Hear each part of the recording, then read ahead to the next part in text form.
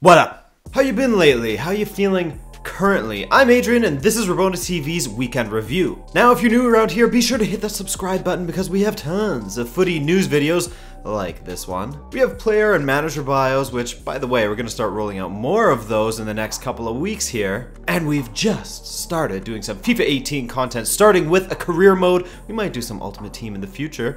I don't know. We'll see. So yeah, stick around. Would love to talk to you in the comments section. But anyway, let's start with the big bore of the weekend. You know, get Liverpool versus United out of the way so we can get on to more exciting things. Because there was one or two things that are worth talking about from this match. Without spending too much time on a 0-0 draw, because anyone who watched this match knows that they spent way too much time watching this match. First off, shout out to Davy Boy De Gea for that sick kick save, but no shouts to Mohamed Salah, who, despite leading the league in successful take-ons this past weekend, with 7, spurned yet another chance from point blank as he put that rebound wide, leaving Coutinho standing there in disbelief. I'll say it again, but can you imagine if his finishing was better? Because that would just take him to that top tier of footballing talent. Speaking of top tier, Lukaku's performances against top tier teams continues to be utter crap.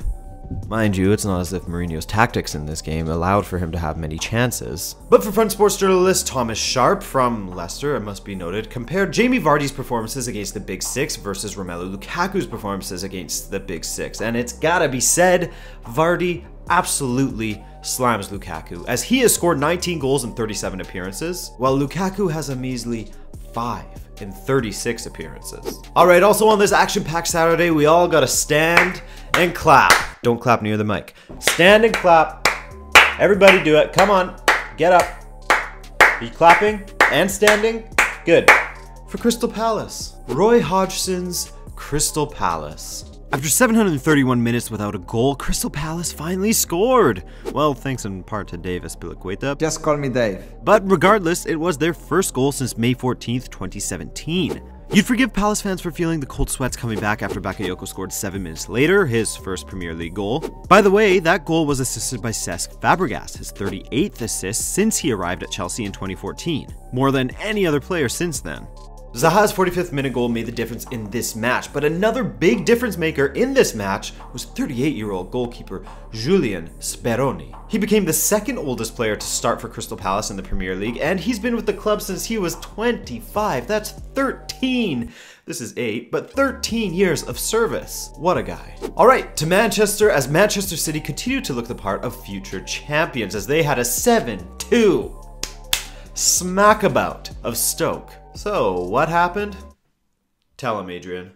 Gabriel Jesus scored another brace for City, meaning he's now scored a goal every 87 minutes in the Premier League. Sterling grabbed a brace of assists, I know that doesn't really work, but also scored in his 4th consecutive home match and his 6th goal of the season, taking his Prem goal involvement to 8. He's still only 22, people, and 32 is how many assists Kevin De Bruyne has registered since joining City in the 2015-16 season. He leads the league in chances created with 26 this season, but doesn't have the most assists. That falls to his teammate, David Silva.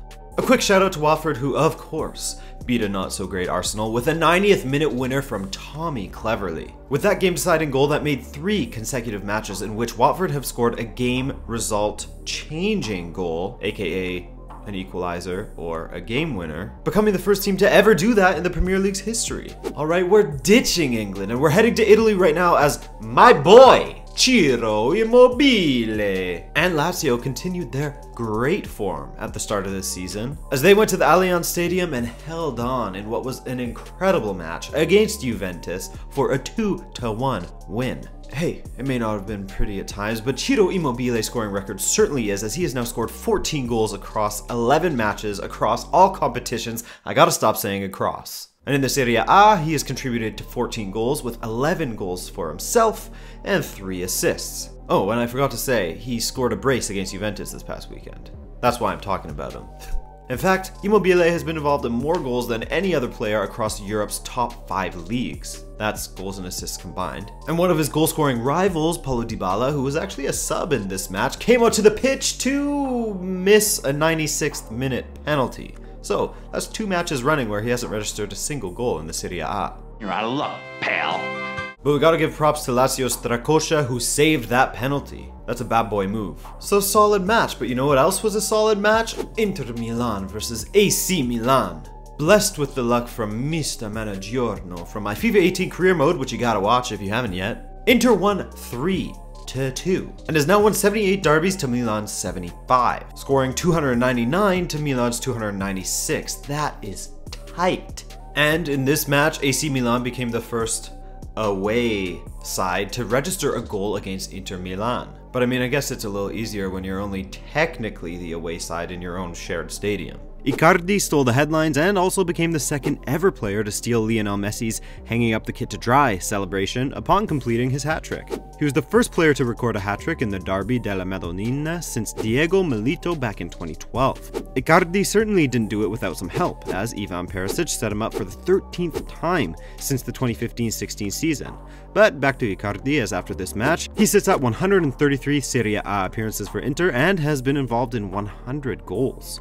Ooh! So, Inter are still yet to lose with Spalletti in charge, as their record stands at 7 wins and 1 draw. Just behind Napoli in the standings, who went to the Stadio Olimpico and beat Roma 1-0. Thanks to a goal from Lorenzo Insigne, and that goal was actually his 100th club goal, so hey. Nice one. By the way, Napoli play Manchester City next in the Champions League, and you gotta watch that one if you can, because that's gonna be a crazy match. Two attacking teams play a sorta similar style according to Pep Guardiola. Should be good. Alright, to Spain, and to be honest, it's been a little bit boring there lately. Real Madrid squeaked a 2-1 win over Getafe thanks to Cristiano Ronaldo, who scored in the 84th minute, which isn't really big news, except for the fact that Real Madrid became the first side ever in La Liga to win 13 consecutive away matches. This was also Zidane's 100th match as the Real Madrid manager, and his record stands at 75 wins, 17 draws, 8 losses, and 7 trophies. Not too bad. I'll be really interested to see how he does at another club, if he ever manages another club, which I'm sure he will, because I think that's going to be the true test of his managerial prowess. Don't get me wrong, what he's accomplished has been incredible, and he's gone above what I think most people would have expected of him, but when he goes somewhere where he doesn't have Cristiano Ronaldo in his prime-ish, and the rest of that incredible supporting cast, that will be where he proves himself. Atletico Madrid and Barcelona played out to a 1-1 draw after Luis Suarez scored in the 81st minute to get his 88th goal for the club. Alright.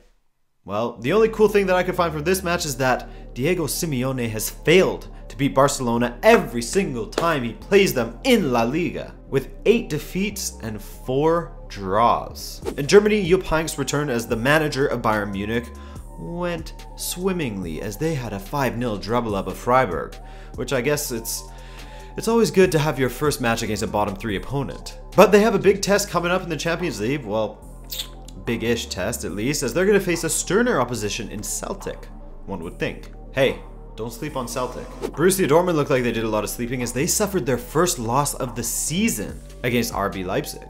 And it was at home to boot. At least Aubameyang had an okay night, at least, as he ensured he scored in every single home match across all competitions this season. But hey, the Rabona spotlight this week has gotta go to Thomas Meunier, who was the savior of Paris. He's now scored 4 goals in his last 4 matches for both club and country, scoring a brace in PSG's 2-1 win over Dijon this past weekend, the second of which being a 91st minute winner, and we can't forget earlier in the season when he scored that hat trick, etc, etc. So big up to Thomas Meunier. So Paris still lead the league with a 6-point gap over second place AS Monaco, but it's tight this year, as only 3 points separate second from 7th. Second place Monaco, by the way, lost 3-2 to Lyon, as Nabil Fekir absolutely dominated with 2 goals and 1 assist, one of which was a 94th minute winner. Man, it was the weekend of late winners and equalizers, eh? Taking his stats to 7 goals and 4 assists in 9 matches. And Mariano, well, he grabbed another goal, taking his tally to 7 on the season, and he is loving life in Lyon. But that will do it for this weekend update, boys and girls. Keep your eyes peeled for another manager mode video coming this week, as I've been taking in all of your signing suggestions, and I can't wait to hop back in the Mr. Managiorno hot seat. I thank you so much for watching. My name is Adrian. Drop a like if you enjoyed this video, and I will hopefully see you very soon. Peace.